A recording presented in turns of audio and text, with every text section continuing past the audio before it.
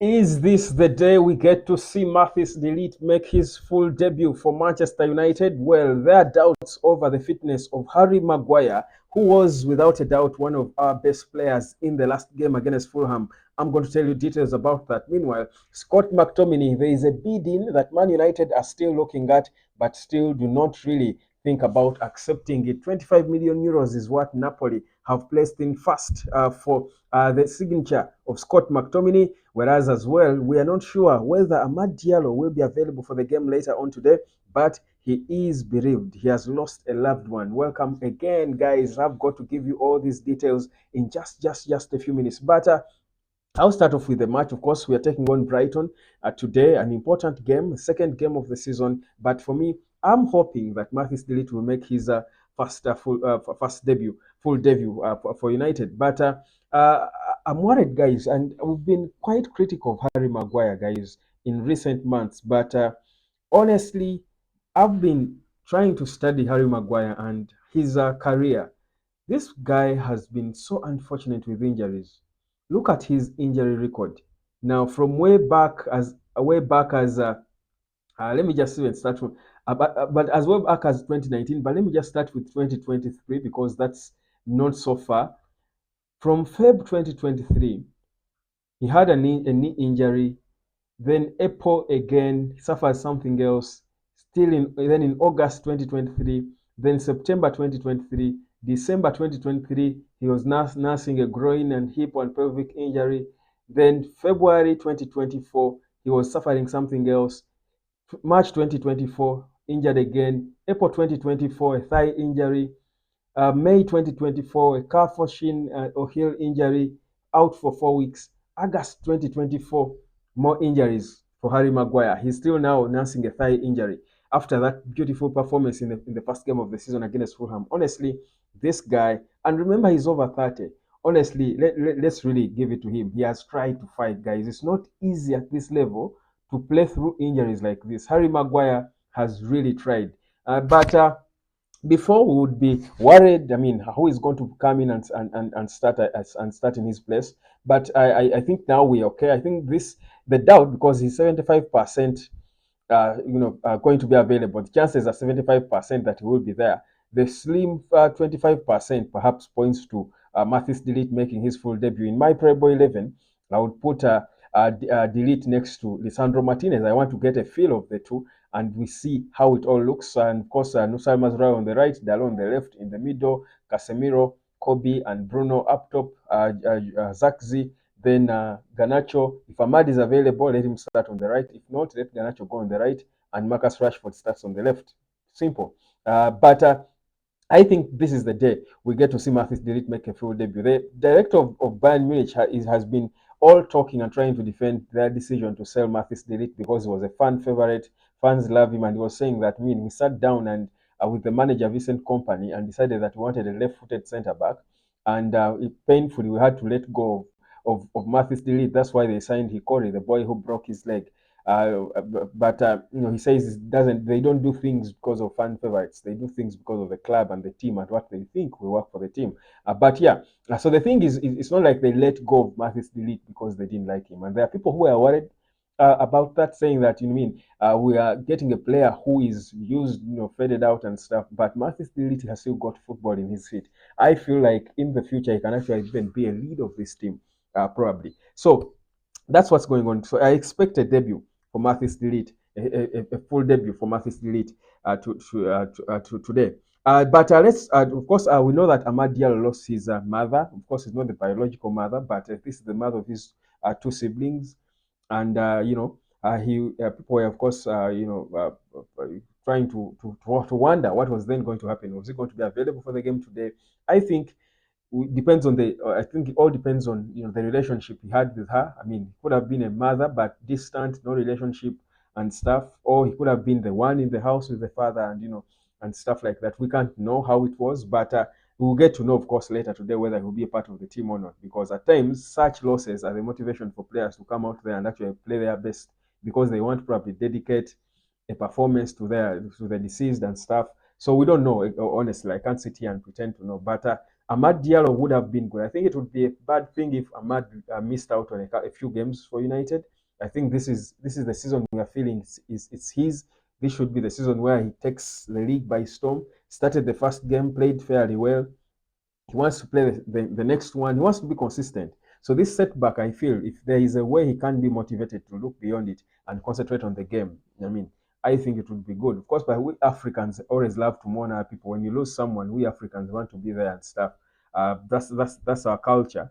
But I think, I mean, for a professional footballer, if there is a way, and given the period in his career where this has come, I feel he doesn't want to be slowed down by it. In fact, he should be pushed by it. So if I am the one, if I'm him, honestly, depending again on the relationship again, because this is not the biological mother. If it were his biological mother, it would probably be difficult for him even to run on the pitch. But man, let's wait and see. But Scott McTominay. So the bid has been put in by Napoli for Scott McTominay, 25 million euros, which Man United are still feeling is too little. They want 30. United are holding out for at least 30 million euros if they want to let go of Scott McTominay. Now, if a difference of 5, I feel if Napoli are seriously interested in him, they should really be able to figure out where to get the 5 million euros, honestly, and make it happen. United are being are being solid, and there are people who will feel, guy, just take the money and just bring Manuel Ugarte and stuff. I feel like United have figured out the solution with Ugarte. That's why they won't be undersold. They won't be taken for a ride when it comes to figures for players. They really don't want to let go of, but have to let go of. You know what I mean? I mean, Scott McTominay is one of those. Eric Ten Hag doesn't really want to let go of Scott McTominay, but he has to let go of him because United needs the money. And so I think for me at this point, if we have decided to, or we have agreed with Paris Saint Germain to get Manuel Ugarte on loan with an obligation to buy later, then I think we can still be patient and try to push for as much money as we can for Scott McTominay. I mean, if we value him at 30 million, let's push for it. I mean, then there is no rush. The only rush for me before was us, clinging on Scott McTominay, then failing to get Manuel Ugarte. Yet, if we sold Scott for whichever amount, even 20 million, it would be enough for us to top up and get Manuel Ugarte. I feel that would have been bad business. But from how it looks, I think the feeling is we shall be getting Manuel Ugarte soon on a loan with an obligation to buy. Which I think, given the fact that, I mean, that's a suspended purchase, if I would say, if they loan you something but you must buy it after the period of the loan, literally you've bought it, but you've got it on sort of credit. I mean, it's a suspended purchase because you have to buy them either way. It's only a thing of, we don't have the cash now, we'll have the cash then. It's not an audition like Manuel Ugarte is going to have an audition with Man United. No, you've decided he's good enough. You want to buy him. You perhaps don't have the funds now, but in 1 year you will have the funds. You're obliged to pay, but you need to make use of him now. So that's what we're trying to agree with Paris Saint Germain. So if that is the case, then there is no need for us to undersell ourselves when it comes to Scott, because what's the rush when the player you want to replace him with is coming on loan? So you can as well, say, okay, I mean, we need depth in our squad. If we are not getting the right money for Scott, let him come, and then Scott can leave for free next summer. Let him come and be a part of the rotation, be an impact player. Because there are so many people who are divided about, by the way, Scott leaving. There are quite a number of them, including the boss, like I said. He loves him, but I think he's the only one of the midfielders who can fetch us some decent money and who has got clubs interested. I mean, there's talk of Everton as well being interested. We know that Fulham wanted him, of course, before they dropped off and signed Sander Berge.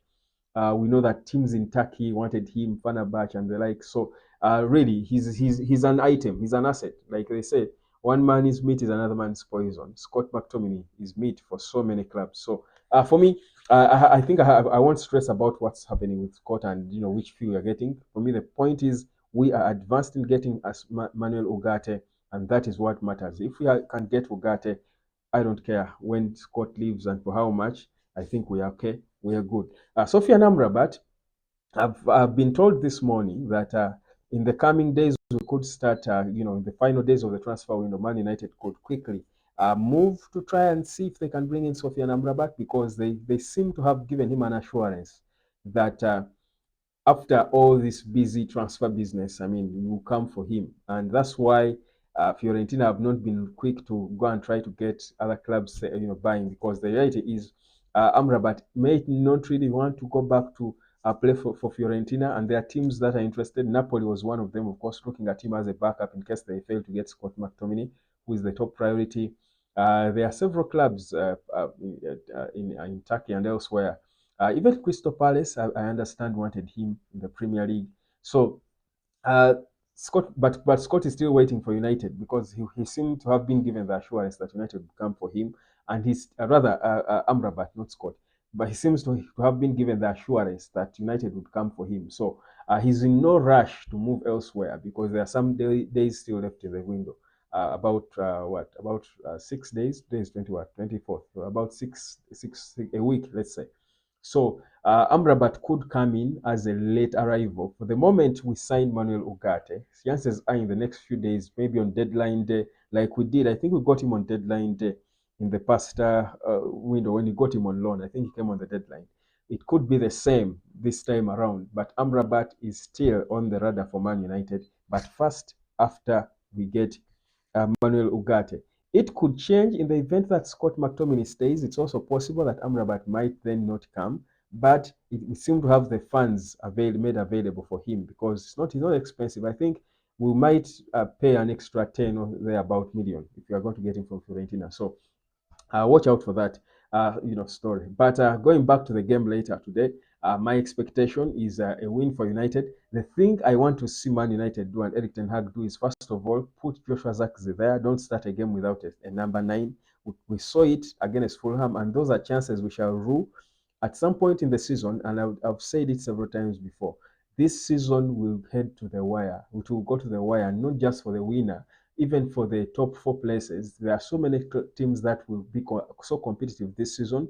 And by the time we get to the final day of the season, there are so many teams that will still be in the top 4 conversation. Now, we know that in the tie break of the English Premier League, goals are important. The chances we created against Fulham are chances we shall rue. You will always regret them. So, Erik Ten Hag, having built his team now to a level where they are creating chances, there is the chances, Gallo, we need to have strikers who can bury them. So don't start games with false nines when you've got a natural striker on the bench, all in the name of he's not ready, he's not ready. What do you mean he's not ready? He's born to play football. That's what he does. If he can be good enough to give you 30 minutes off the bench, he can still be good enough to give you 30 minutes at the start of the game. So instead of bringing him later on, after so many chances have been created and wasted, start him for 30 minutes, create as many chances for him. Let's hope he can bury as many as he can. Then, if you feel he's not good enough to go on, pull him off after you've scored the goals, because goals in the Premier League are so important. So my feeling is this time around, Erik Ten Hag won't do the same mistake and start Joshua Zirkzee on the bench with Bruno as a false 9. I feel, for me, Zirkzee and Garnacho should proper be starting, because there are closest chances to goals. Of course, for Garnacho, he scores, yeah, but of course, creating, adding to Bruno and whoever who's on the right, AMAD. But most importantly, the finisher. We need that natural finisher in Joshua Zirkzee to bury the chances that we expect to create against Brighton. So that's one of the key changes I expect from the squad that played the previous game. But also, I expect Mathis De Ligt to start in the back ahead of Harry Maguire. How beautiful it would be if that happened. I think we'd get a proper idea of how the United we dream of, or we dreamt of for long, will look. My name is Webb. Like, share, and subscribe. And let me catch you later, fam.